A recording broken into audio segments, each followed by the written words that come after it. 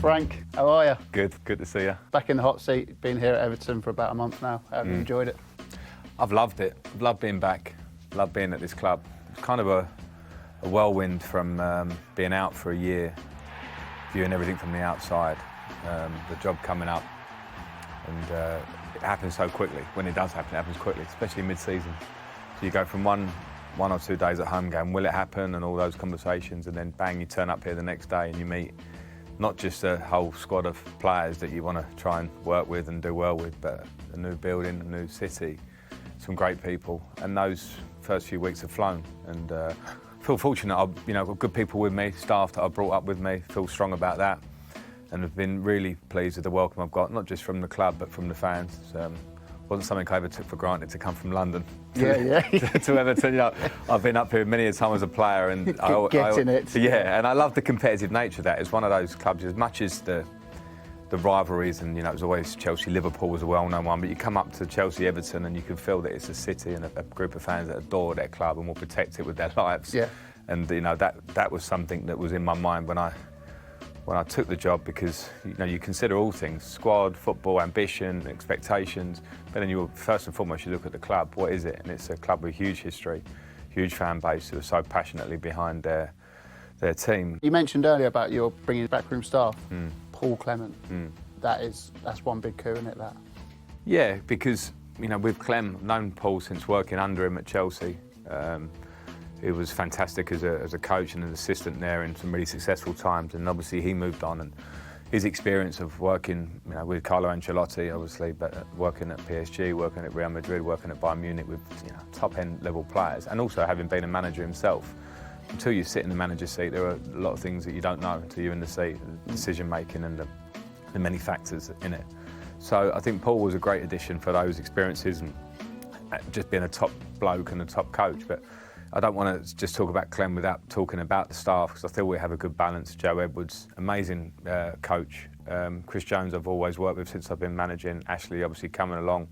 And then you come in and work with Big Dunk, who's here, Duncan, who's been great. That's what I love Big Dunk. Me too. There's always like that bit of security on the bench. Worst case, you know that you can go head to head with anyone. If you get into another row with Klopp, I'll be hiding behind him.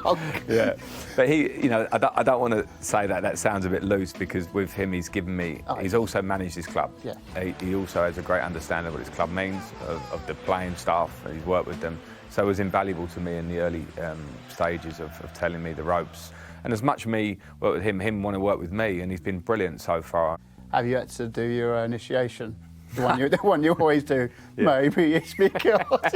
Everywhere you go, Frank, you have to do it. Have you had to get up? I haven't. Or are you the gaffer now? We're not doing that. I'm the gaffer, so I can decide. But then I remember managers that didn't want to do it, and as a player, I didn't like that. So at the minute it's been quiet. I'm probably talking myself into a problem here. But no, it's coming. It's coming. It's coming. If it is coming to me, it better go to Dele and Donny and Nathan Patterson and Mikalenko first, because they've all signed in Jan and they haven't sung since I've been here. So I'll maybe sort of like try and like stagger it out, and then they can do it to the end of the season. And then I'll go away for the holidays and we'll start again next year. We're done.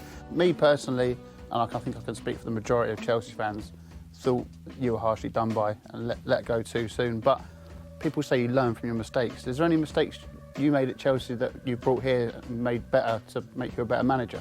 Well, firstly, thanks, because I got a lot of that from Chelsea fans. One of the most difficult things of leaving Chelsea at the time was that I live in Chelsea, so I couldn't get away. We had to get some milk. Yeah, I know. And I got so much great words and sympathy, but I was a bit like, I appreciate it, but leave me alone for a minute, So I couldn't. It's COVID times, obviously, we couldn't travel, but I mean that's fine. And I think it's not so much just mistakes. I think the important thing is to reflect across the board.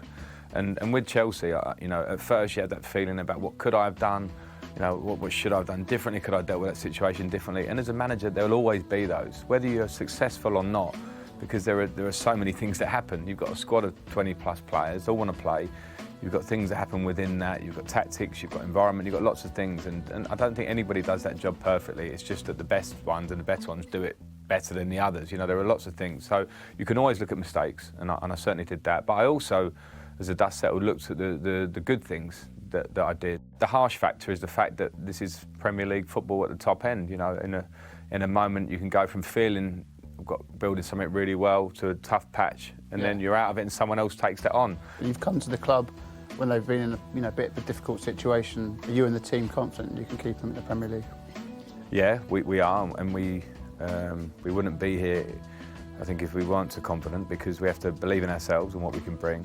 And some of the performances, particularly the two Goodison performances, have been a real eye to where we want to go. Well, the Leeds one, you looked unbelievable. Well, Leeds was something I was so happy with, because it was everything that an Everton performance should be. It was aggressive, it was pressing off the ball, which is a flip to where we'd been as I came in. I knew it was something I wanted to improve. And good play and creating chances, and you could see the reaction of the crowd to that. But the games we've lost have also been a reflection of the issues that we've got now, and some of that I think is a real confidence thing with the team, where we've been losing games and in a tough position, and that can easily seep into a club. So I need to address those things as quickly as possible. Some will take time, because that's what coaching is, and but there's also has to be an understand from our point of view that we need to get those results to keep us in the league. And with that, I have a belief in the squad and belief in how we work, and hopefully we can. Hopefully that's exactly what our process is to do that. Love that, Frank. Great to see you. Brilliant. Cheers, Chips. Nice speaking to you.